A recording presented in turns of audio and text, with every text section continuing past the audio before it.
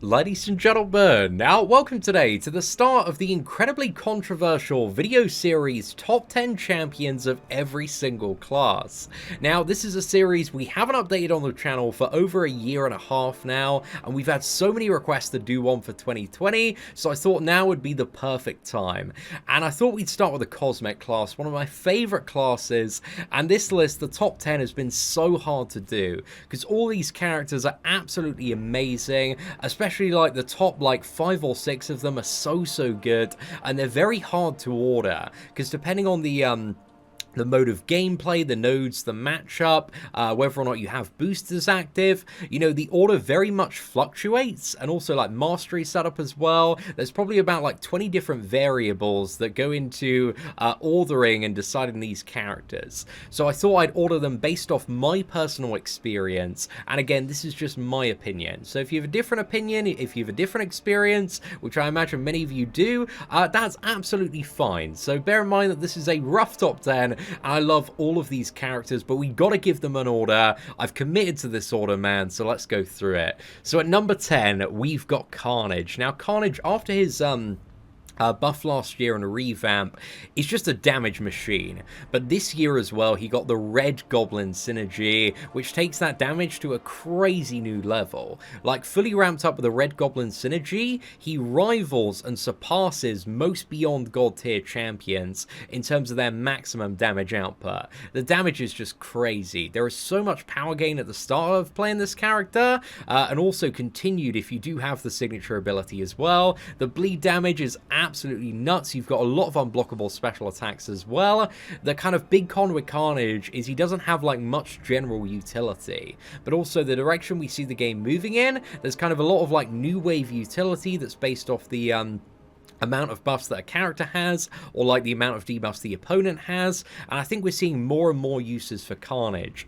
There are also particular nodes like Do You Bleed, where he's really good for, and while Carnage isn't the best overall character, in the right scenario where you can get into the matchup, ramp him up, and bleed the opponent, the performance is just absolutely outstanding. So I love Carnage. He's so much fun to play as well, so he's got my number 10 spot there, but again, it does really need that Red Goblin synergy to take him to the next level. However, even without him, man, he's still a really good character. Now, we got number 9, and this is a personal favorite of mine, one of my first rank 3 6-star champions, Silver Surfer. Now, I'm a big fan of Silver Surfer. The animations, the playstyle is really fun. He's definitely a character that you need to practice a fair bit to get a good handle on, but he's got a lot of new wave utility. So Silver Surfer takes minus 100% damage from Cold Snap, Incinerate, and Shock debuffs, so he's a pretty good counter to most of these nodes and scenarios, and we've seen a lot of these nodes and scenarios this year. Also, not only does he counter the damage, but he turns it into additional damage as well. So yeah, that's been really nice and crazy for certain node combinations and side events there. He's also got the phasing on his heavy attack as well, which you can use to get through certain special attacks and also create openings. You've got 3 armor break debuffs for the distract node, also access to the power gain increase, the Fury, and also the armor up, so you can get around buffed up, you can get around Havoc matchups. You've also got a pretty nice unblockable on the special too as well. There's just a lot of different scenarios where Silver Surfer is not really the best champion for, but a really good option to bring. And I think he's proven his usefulness in Alliance Quest later maps, and also a lot of Act 6 100% as well. And I'm very curious to see how this character is going to perform moving forward into Act 7. But yeah, I love Silver Surfer, man. I think he's a really useful character. Now, next up, we got a character that has just done so much work for so many progressing players and is really useful and all sorts of stuff in Act 6, Variant 2 especially, and a lot of different variant content, and that character is Venom the Duck.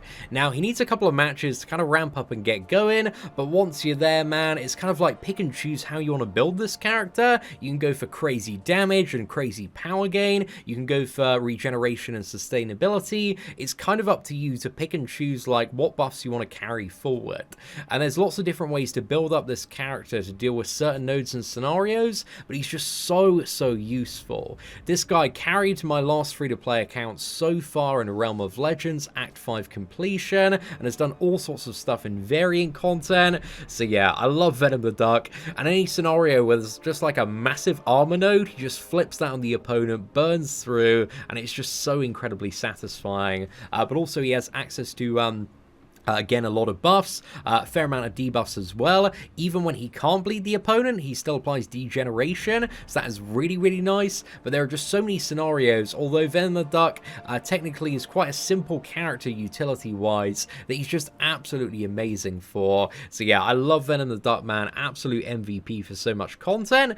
So he is number 8 at the list. Now, next up, at number 7, we got Obsidian, who is just crazy, man. If you get this guy ramped up, and he's so much easier to ramp up than he was a year ago with the adjustments earlier this year.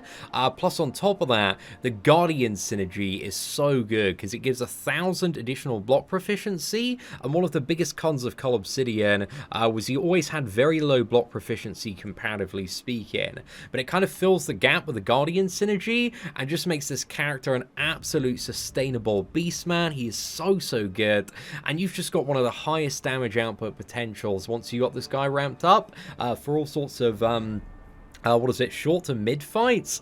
So yeah, like a few heavy attacks, man. You're stacking these very like long lasting armor breaks that just cave in, stack up to like 15-21 times, like cancel out all regeneration, and the damage just goes nuts. Now granted, with Carl again, you do need to ramp him up, and also he does require the opponent to be able to be debuffed so he can apply his armor breaks, so he does have some criteria to make this character really good.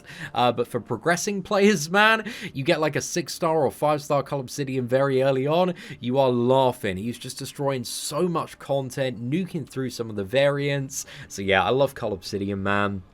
Absolute force of nature, so much damage output, and some really nice utility to counter like auto block and evade in certain scenarios with his buffs as well. So yeah, that's a really good time. Now at number 6, we just have a solidified god tier champion, the queen of slaying robots, Medusa, and it pains me that there are so many good cosmic characters that she's number 6, because like this character has carried me so far.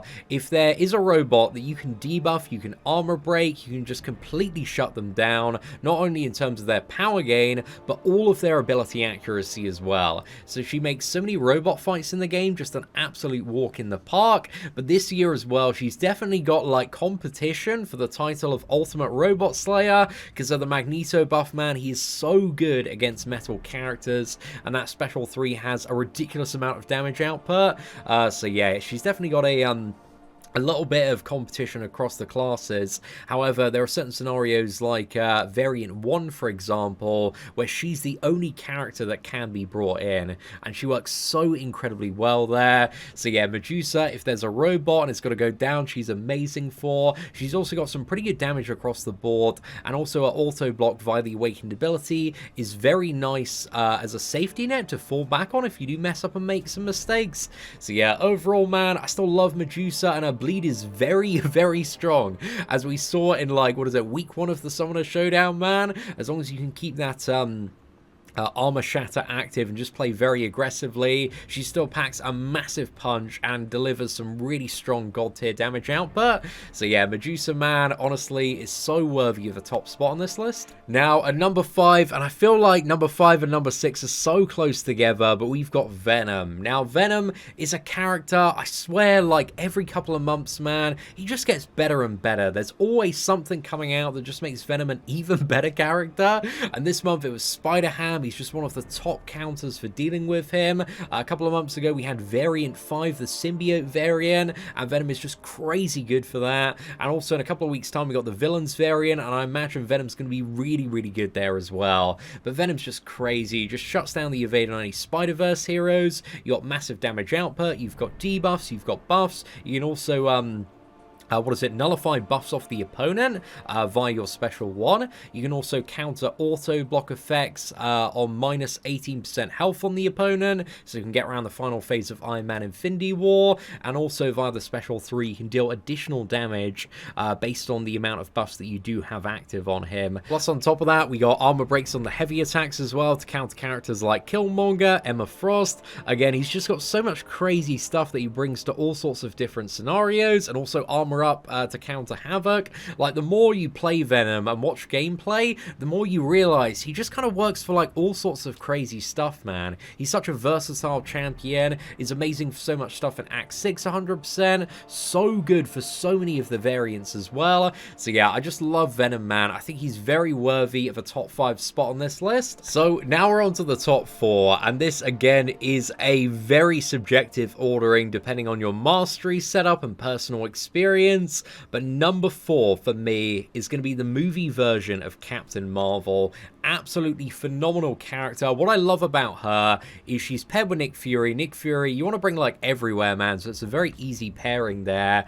But what I love is you can get her ramped up in one fight, and then throughout the rest of the quest, man, you can just get to binary ignition so quickly, get the immortality via the signature ability, just go absolutely ham on your opponent, and she's got some great armor breaks, man. She's very, very powerful damage-wise, has poison immunity, lots of armor breaks that do stack up as well. So she's actually a really, really good option, surprisingly good, for the 6.2 Mr. Sinister boss. She made that boss an absolute joke, but I regularly use Captain Marvel for Alliance Quest as well, because via her signature ability, that ability to go indestructible for 12 seconds as soon as you hit binary ignition is just amazing for like not taking damage at the start of the fight, and even if you need to like revive up, again, it's a great window where you basically just can't die on Captain Marvel. So it's just so fun for getting through all sorts of fun interactive damage periods, and also the stun on the special 2 can be very, very clutch as well. Not to mention that she starts with a massive burst of power based on the stacks of binary ignition that she has at the start. So very often it's just like a parry and a 5 combo to get to special 2, and then she can go into like a massive damage wombo combo. But Captain Marvel is one of those characters, like whenever I play her, man, she just reminds me why she's a beyond god tier character, like such a ridiculous performance. So yeah, Captain Marvel I think is worthy of a top 5 spot on this list at number 4. Now my number 3 character on this list is Corvus Glaive, and I totally understand if you run Suicides, if you've got a cosmic power booster, why this guy would be your number 1 champion. He is amazing for quickly butchering down anything he can kill in 20 glaive charges, and if you have a cosmic power booster, you can like rinse back-to-back special 2s and just annihilate so many opponents, and it's really, really fun. A top tactic for Legends runs, and Corvus is just a beast of burst, man. He's got the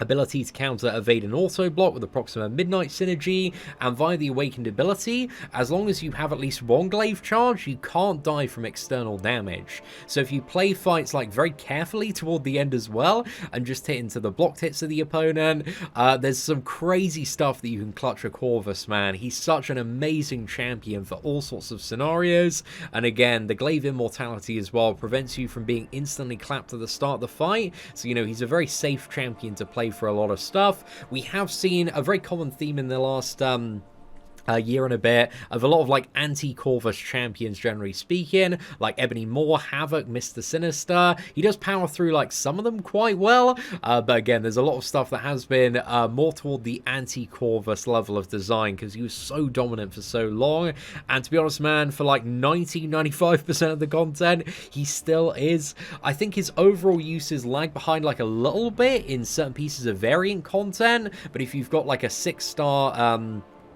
rank 2 or rank 3 Corvus Glaive, or fully maxed out 5-star, and you're doing progression with boosters, he is just a blessing for progression, man. He's so incredibly good. So yeah, Corvus Glaive is just an outstanding champion, man. Definitely top 3.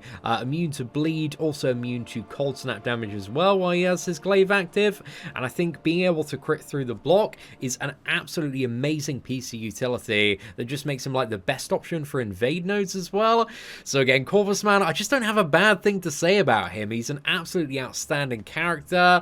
So he's number 3 on the list, but let's talk about the other 2. Now, at number 2, we've got Cosmic Ghost Rider. Cosmic Ghost Rider is a force of nature. The damage output is beyond ridiculous, man. You chuck on a Cosmic Power Booster as well, the sky is the limit with this guy. 6-star rank 3, some of the craziest damage I've ever played with on the content creator beta. He was just god nuking like Labyrinth of Legends bosses.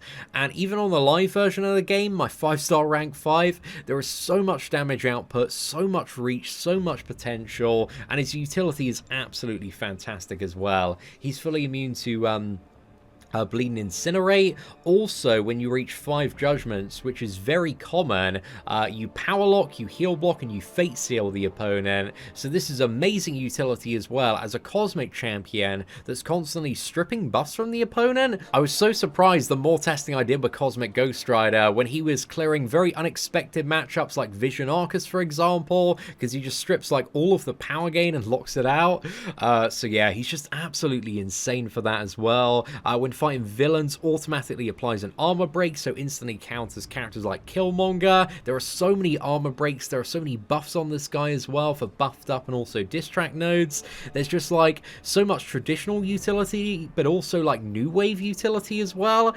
He is a bit of a tricky champion to play. You know, he does take a lot of practice to master and really get down, but my god, once you learn how to play this champion well, the payoff is absolutely insane. And I know he's a very new character by the game standards, only been in the game for a couple of months now, but honestly, from what I've seen so far, like, I love Cosmic Ghost Rider. I think he has the potential in the longer term to slightly surpass Corvus in terms of overall use, especially when it does come to the much bigger health pools, because again, he's just got that reach to go to infinity and beyond with the damage, whereas Corvus is limited to his glaive charges. Cosmic Ghost Rider, he keeps cycling, keeps stacking up that damage, and it is just crazy, man. So yeah, Cosmic Ghost Rider is going to be number 2 on this list. Now, again, the top 4 have been so hard to rank and order, but I want to go with a character that I believe has the most value overall, a character that just slots into any team anywhere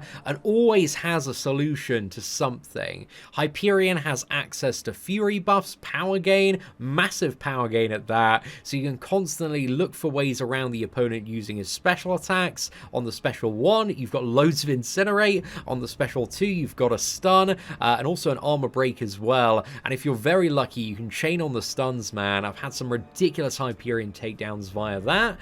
Also, just spamming heavy attacks, man. There is so much damage output. The special 3 hits like an absolute truck. This man's got a bit of regeneration as well. He's just independently a character that always pulls such a solid amount of weight. And I know that if I put him on the team, I'm going to have some really great uses out of him. And he has the potential as well, if the RNG goes right, to just see some crazy, crazy numbers.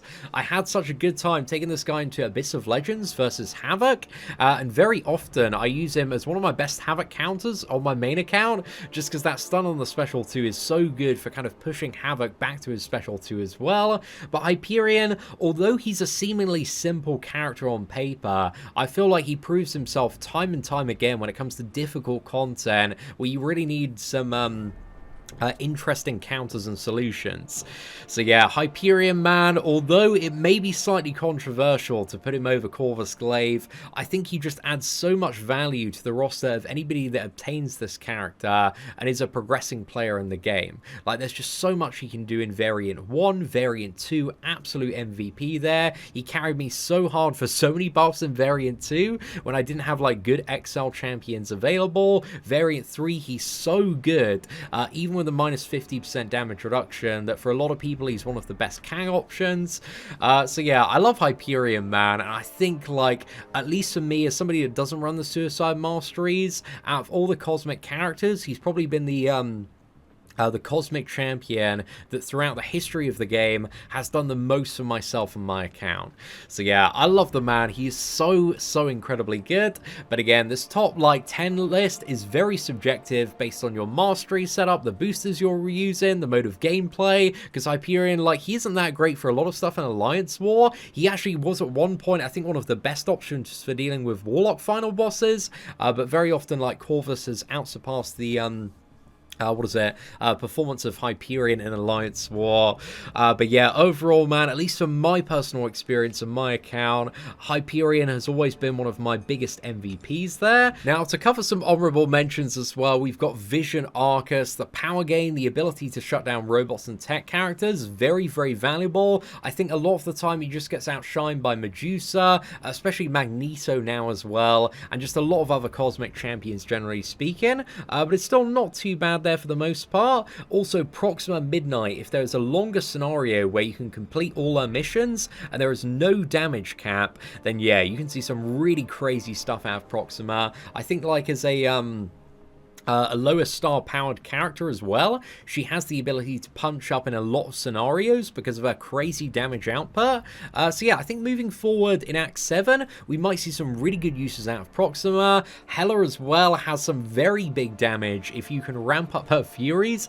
It's really tricky to play Hela, and you've got to be very skilled and very on the ball, but if you can and you have the full team synergy, again, some pretty good stuff out of her. Also, Angela with the newest Cavalier node is just crazy, man. She is so powerful just because she takes massive advantage of that, triggering loads of additional buffs, and it just sends her damage into overdrive. Same with Gamora as well. Gamora is hopefully going to be really good for certain paths in Act 7. There's this brand new cosmic node that makes her you know, stupidly good.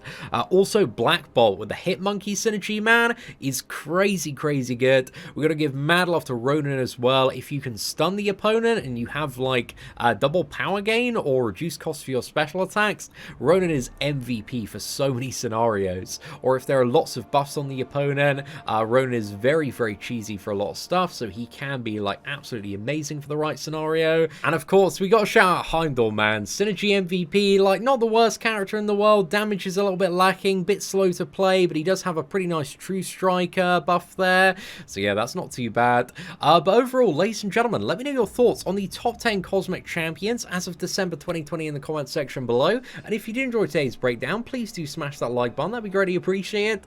But aside from that, thank you all very much for watching, take care, and I hope that you have an absolutely fantastic day.